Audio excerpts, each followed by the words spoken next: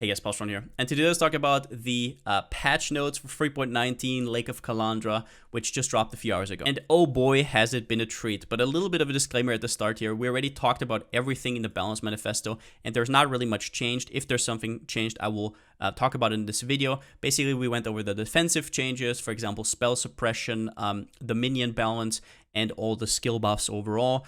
So if you want to check that out, I'll link the video of the Balance Manifesto in the description. Otherwise, this video is going to get like 30+ minutes long. So let's get into this. First up, the new league, the Lake of Kalandra Challenge League, looks incredibly interesting. We don't exactly know what's going on, but from what I can gather, it's sort of like build your own map sort of thing with this mirror tablet where you can kind of connect certain effects. It very much reminds me of the old Synthesis, how it used to work. If you don't know, back in the day, there was like sort of a memory game where you could like stack blocks together and then run over them and get certain rewards. It was a very weird thing, kind of too convoluted in the end. They decided against keeping it in the game, but this could be their new try at this. There's also this weird new mirroring mechanic where you can basically get very strong items with positive and negative effects, and then you can mirror it, and the other version has the exact opposite. Instead of the negative effects, for example here, the -70 lightning resistance will go to +70 lightning resistance. It's kind of crazy. This could get completely insane. There's also something else where you can actually get +4 on amulets now. I want to draw your attention to this one right here.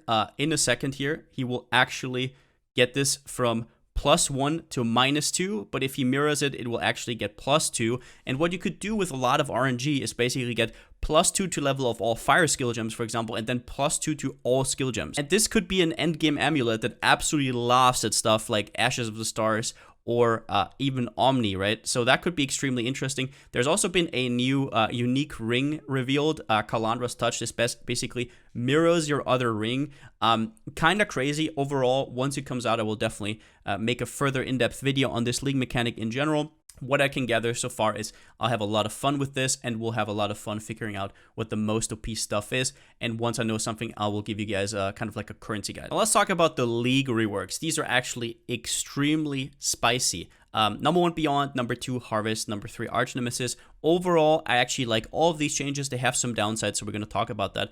But overall, I cannot wait to experiment with them. Let's first go over Beyond. So Beyond has gotten a complete rework, and it's basically now kind of like Scourge. Now, what that will mean, though, is for juicers, for people who wanted to sort of just have Beyond as this more multiplier to their pack size, that will not work like that anymore. Let me explain to you why. So instead of needing to slay Beyond demons close together, you now just have a straight up chance per pack for the next pack in the area to be replaced by a boss. What this means, though, is that as you can see here, once a boss has spawned, Beyond portals will no longer spawn in that instance. Now, to make this clear, we don't know how hard it is to spawn a boss, but if it is like I think it is and you juice too much, you're literally going to just lose it anyways, because you're going to spawn the boss halfway in, and then the rest of the mobs are kind of gone. What I will say, though, is overall, I think this is a huge buff for Alkin Go strategies. Now, the big thing here is that Beyond Demons will now drop Tainted currency. If you guys remember, this was like Tainted Orb of Fusings, for example, Tainted Jeweler Orbs, a lot of good stuff. And these will drop mostly from bosses. So as you can see here, some Beyond bosses are guaranteed to drop multiple tainted currency. So it's kind of like in Scourge League where you actually want those bosses. We don't know how hard they are. We don't know exactly how hard they are to spawn, but overall, I think this is a really, really good change. Having Tainted Orb Fusings back in the economy will also mean that getting 6 links is way easier. The Harvest rework is just absolutely massive for people who are not focusing on Harvest. So for people like, for example, Spicy Sushi, I gather that this will probably be a nerf overall because it will be easier to now craft with it. But for most other people, this is just absolutely huge. So instead of having to stand there awkwardly, like looking through your items if you have something to use your crafts on so they aren't gone, you simply now gain crystallized life form, right? There's like different types of life form, just like the purple, blue, and yellow seeds. And what you can do with them later is you can go to the crafting bench. This is now a hoarded crafting bench, and you can simply choose whatever you want. Now, it will be basically impossible to know what this will actually mean for us. Will we be able to craft more? Will we be able to craft less? I think overall, just having the ability to target more, having the ability to actually buy this itemized life form, you can buy this, you can trade it with other players, I think is going to be huge. It might make Harvest into something that almost everybody wants to run, just even if you just sell it. Also, I've seen some people being concerned that we won't get enough life force. From the video, I will agree, but we don't really know how this works because Harvest now actually scales with quantity. But the thing is, there's also this Harvest sextant modifiers here. Life force dropped by Harvest monsters in your maps are duplicated, which is completely crazy. But yeah, just the fact that it now scales with map quant, and just the fact that this is now a lot easier to use. Even if the power level is lower, for me personally, I prefer the quality of life. And last but not least, Archnemesis now has better rewards, less rares, and can roll 4 mods again. So Archnemesis, not exactly the league that most people think about when they think about fun. So basically, these situations where you just pop up so many rares at once and they just completely assault you, they basically want to fix that. They want to have less rares overall. They also want to make it more rewarding to kill some of these crazy Archnemesis mods. For example, now stuff drops depending on what kind of mods actually rolled on the rare. As you can see here, for example, when you kill this, there's a lot of uniques, which used to be what that mod did. I think there's a lot of rares sometimes, there's maps, and these kind of rewards actually scale with scale really well with quantity, and I think they also scale with rarity. Whether this is actually good enough for people to want to do it, I don't know. I could see that this might be really annoying at league starts still. Archnemesis rares cannot have more than 2 modifiers during leveling. They specified that. But I will say that when I think about a league starter and having to face some of these 4 mod rares, I do kind of get flashbacks to what happened in 3.18. Let's hope it's not like that and move on. Next up, let's talk about probably the biggest shakeup in these whole patch notes. This is bigger than anything else combined, basically.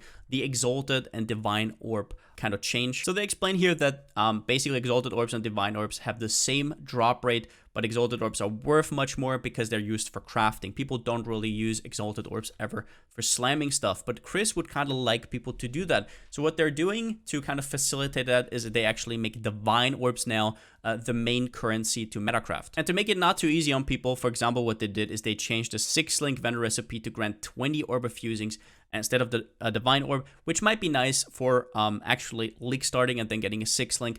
Overall, this is obviously a huge nerf, but let's think about all the implications here.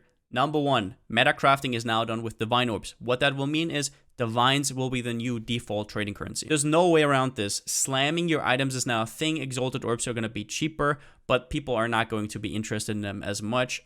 Divines will be basically replacing Exalted Orbs. We have no idea what's going to happen to them because this is actually quite scary, since Divine Orbs without 6-links are pretty hard to get. So many Exalted Orbs are being made from divination cards, and Divine Orbs only have 1 div card, and it drops in very weird and awkward places. I think it's like Palace, Villa, and stuff like that.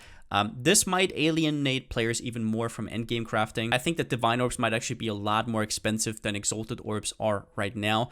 So it will be kind of weird if you're ever thinking about metacrafting. It might not happen until you have a lot of currency. I mean, that was already the case, but it might even be crazier now. Now, slamming your item is now a thing, which let's go over the upsides. I actually think this is really cool. I did always think it was kind of silly that Exalted Orbs are basically just this crafting currency. Nobody ever really used it.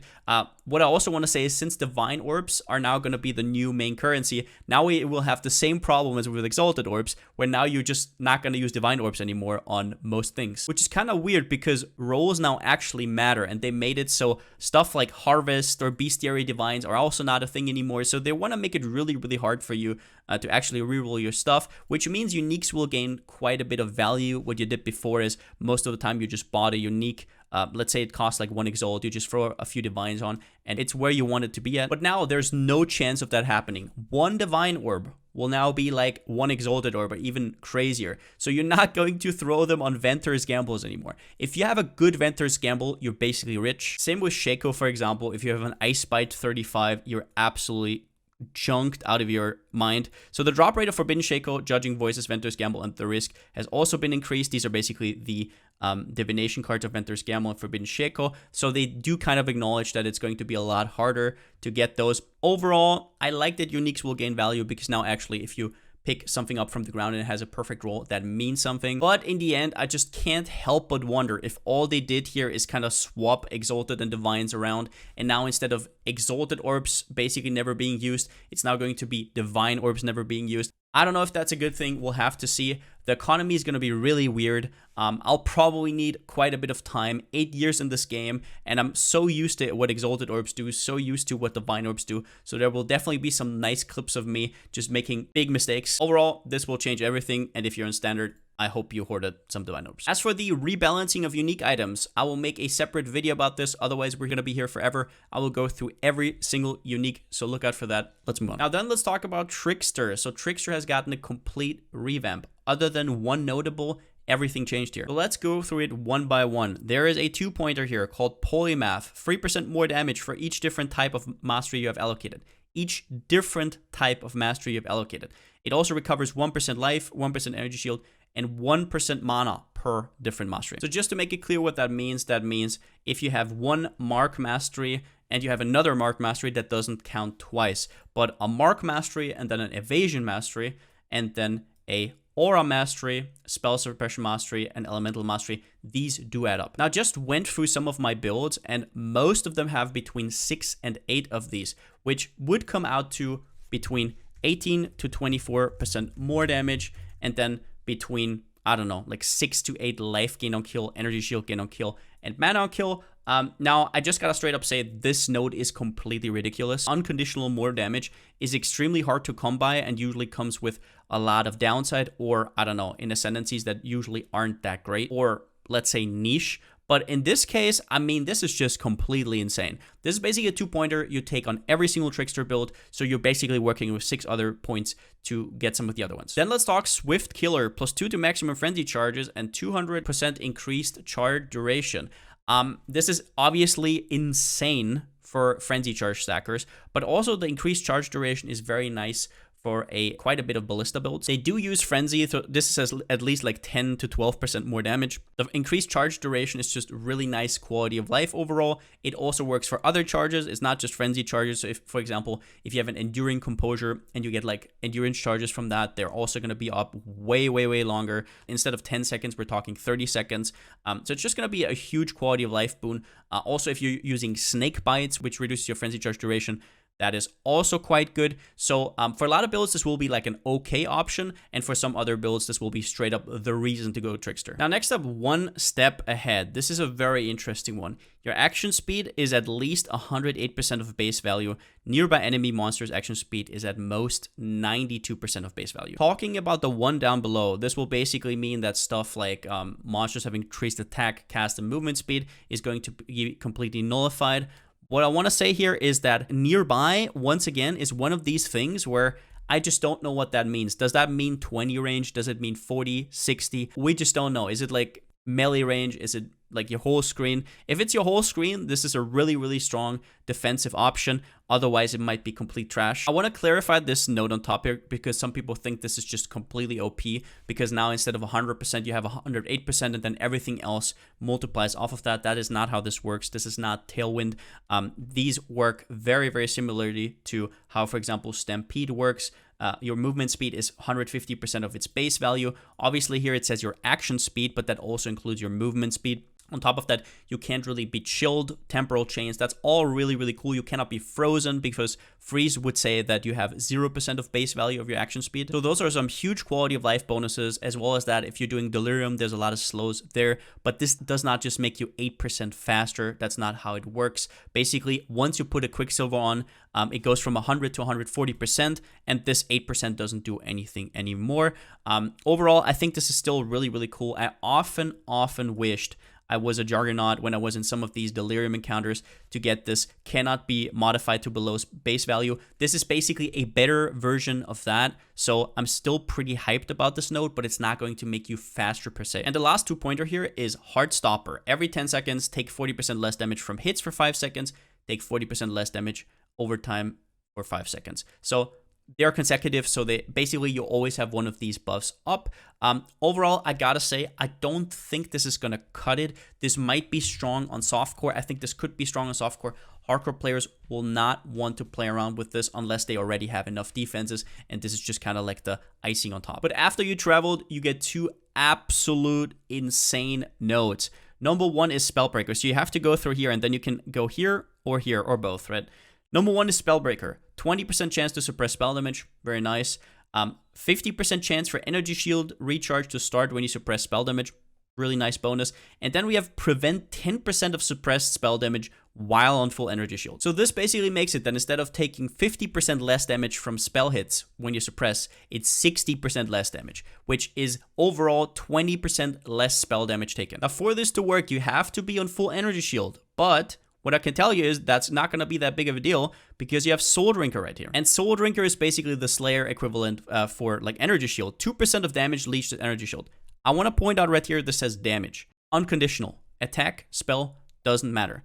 20% increased attack and cast speed while leeching energy shield, which you're always going to be because energy shield leech effects are not removed when energy shield is filled. This is a huge quality of life stat, as we know from Slayer. Overleech is just absolutely huge, and especially combined with this, these 6 points will give a huge defensive layer for basically all of these builds. A very much standard evasion energy shield character would be you take Polymath and then you take all of these 6 points. Some points I want to bring across. Number one, this is a big buff for evasion-based builds. Armor used to be kind of like the king. Now evasion builds actually get something back. This might be super interesting, as well as that more energy shield builds.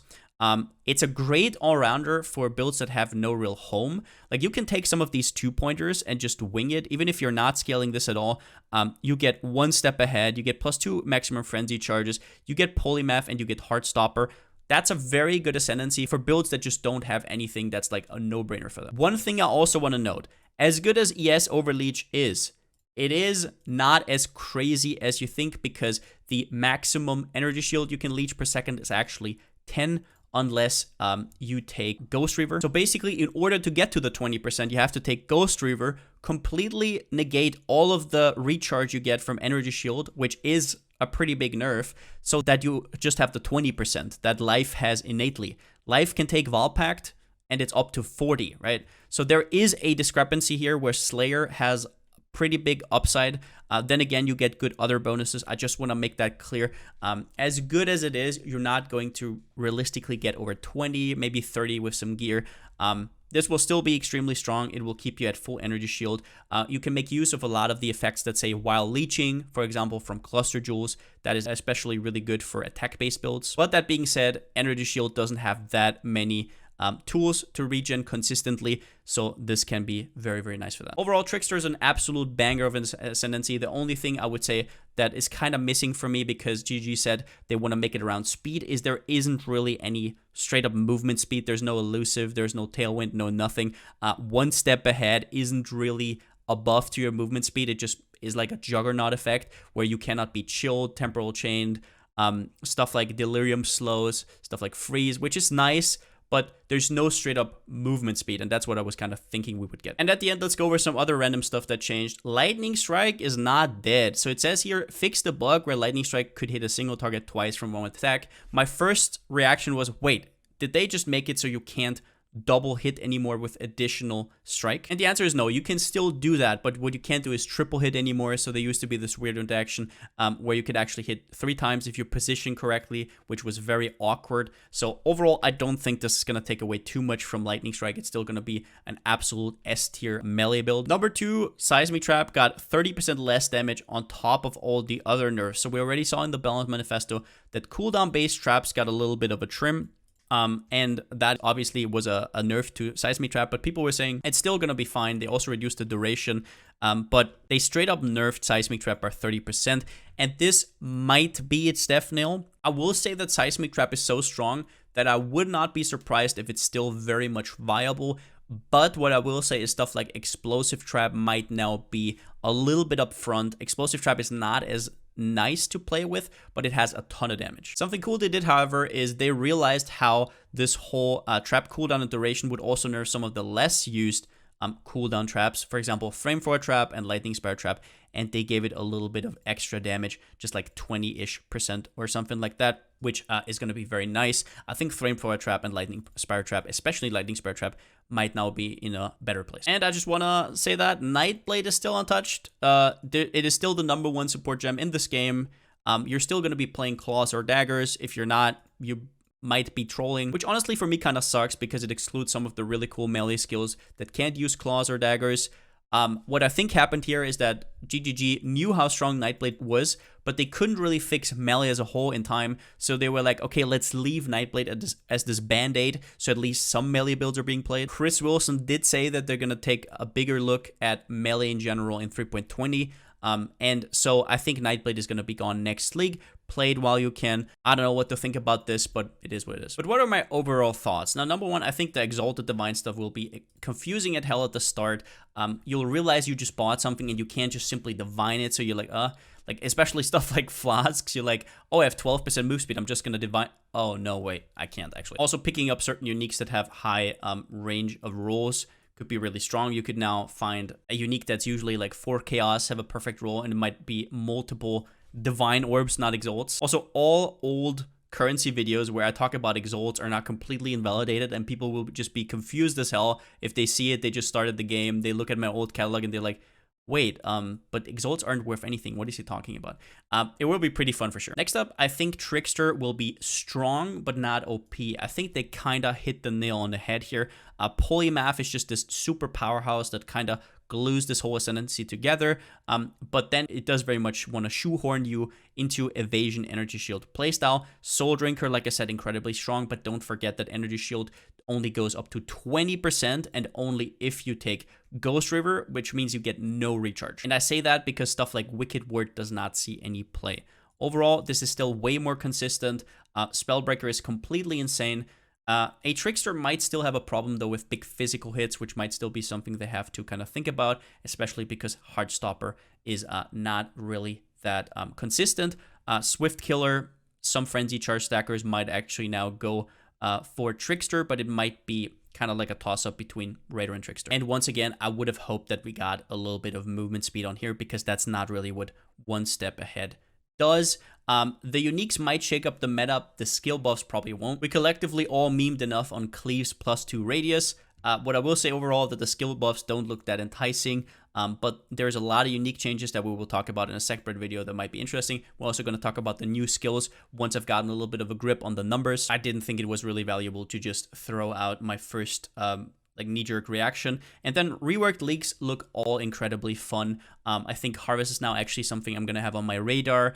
Beyond, or now Scourge, looks really cool, especially Tainted Fusings. Having that back in the meta means that, for example, unique chests that you double corrupt or even just corrupt, you get a +2. You can early 6-link it. That's what it was like in Scourge. You could get like a day 1, day 2, +2 6-link chest, but that will very much depend on how available they actually are. And with the Archnemesis changes, I am a little bit scared that it's going to be similar to 3.18, at least on League Start. Once you outgear it, it's going to be fine. They want to make it more rewarding, but even if it is more rewarding, just dying over and over again is just not very fun. But that's it for the video. If you liked it, give it a thumbs up, and if you haven't already, subscribe. As always, a huge shout out to my Twitch subscribers and my Patreons. I couldn't do videos like this without you. Thank you so much for the support. And yeah, these patch notes definitely delivered. After the Balance Manifesto was going to be a little bit on the league. I was like, can they actually shake up the meta without like meaningful skill buffs? I think they can.